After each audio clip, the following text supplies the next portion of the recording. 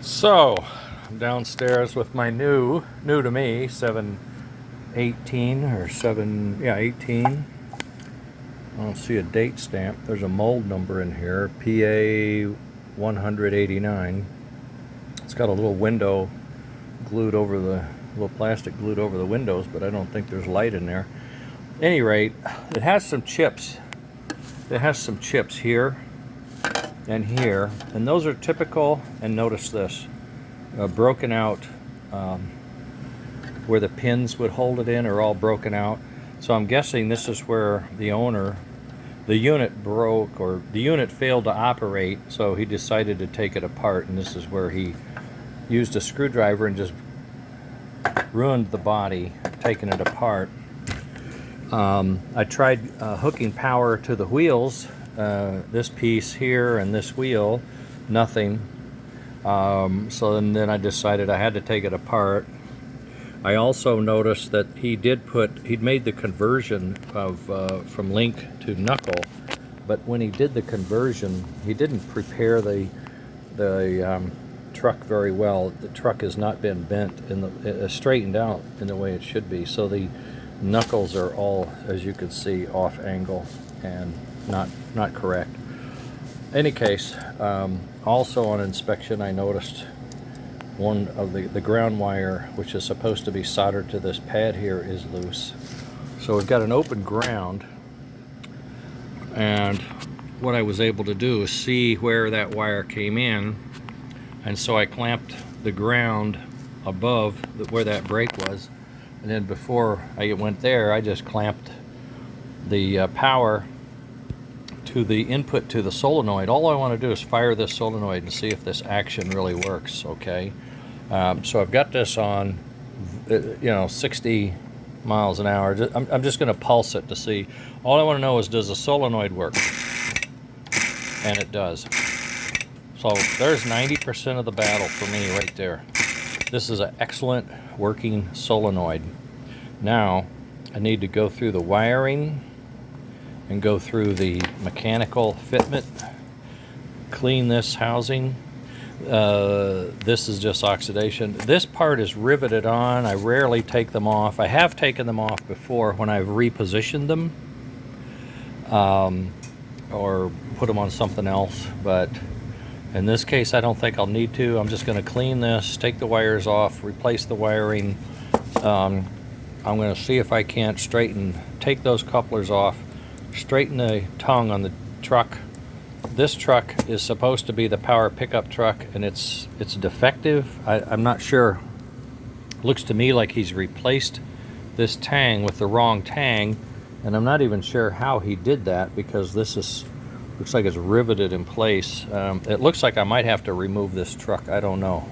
I definitely have to get this out of here to see what's going on, and then when I do that, I can straighten these out, put these back on, clean it, lube it, make sure it's assembled properly, and get this cleaned up. So I'm positive this will end up being 100% effective for me, and that's a great thing, except for this damage. I'm not sure what I can do. I could try to print, use this corner as the model, or actually this corner, I guess. Oh, look, it has a chip too. Boy, this guy was mean.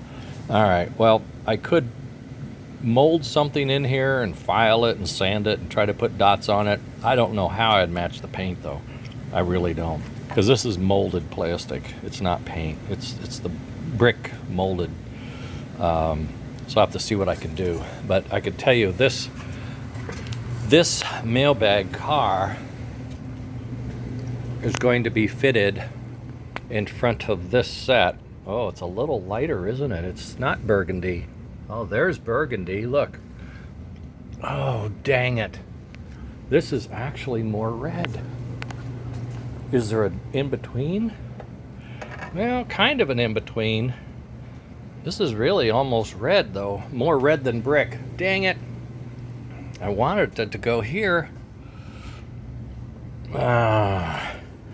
Well, I wanted it to go here because this is now going to be the Illinois Central Mountain Engine fast passenger consist if you can. So I'm going to take this 482 mountain engine, which was custom built by Park Ohm for me, such a crafty guy, and it's going to pull this freight train of heavyweights, and they are going to be part of the Illinois Central fast passenger.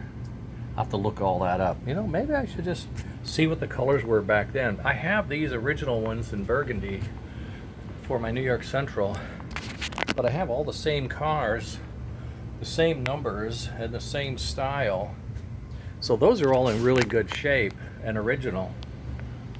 These are, as you can see, these are really beat up, which is in some cases okay, but boy, this is red. I wanted burgundy, dang.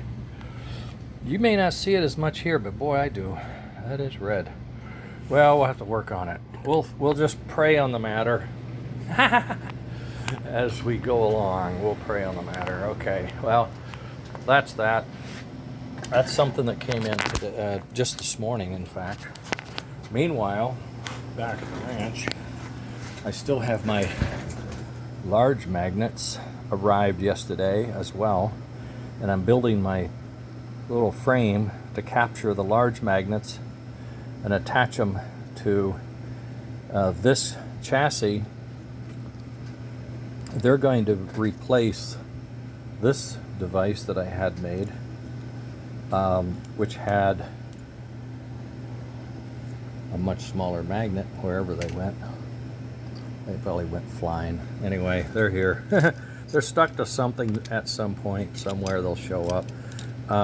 But they were much smaller magnets. This magnet, as you can see, has 17 pounds of pull. Maybe that's the magnet. I don't know, is it? Yeah, it could have been. Oh, dang it. All right. So, these magnets are going to replace these magnets. 2 on each side, 2 on each side. And I think these magnets in close proximity are going to be able to pull the armature a lot easier and faster and better. So I'm building the cage, I guess you could call it, or the adapter housing. So it's going to mimic this, but it's going to be for these larger ones, okay? And I have to capture the backside because these mounted differently. This magnet, I don't think it'll fall out, but it could fall into, see, that's the thing, it could fall into this armature and touch it, so I got to make sure it's strong enough that it doesn't do that. Any rate, that's another going on today project. And then, of course, Margaret's Oz engine. I misplaced the rear truck. I think I loaned it to someone. I have to see if I found it. Its coupler has come off. It's a cheese coupler I made. Okay, it's an erector set. I'm going to make a new coupler, try to find one or make one that actually works better. It's got a little bit of a, oh no, that's all extra. The wiring's okay. It has standard, if you can see in there or not, but it has standard smoke and chuff. And lo and behold, I found the old soundboard. This is for our daylight.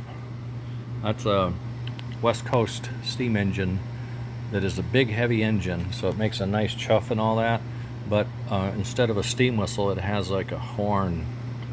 It has a horn, like almost like a diesel. So that's different, and that's something I need to fuss with. Oh, look at that, I just noticed. Oh no, that's a real one. Okay, good.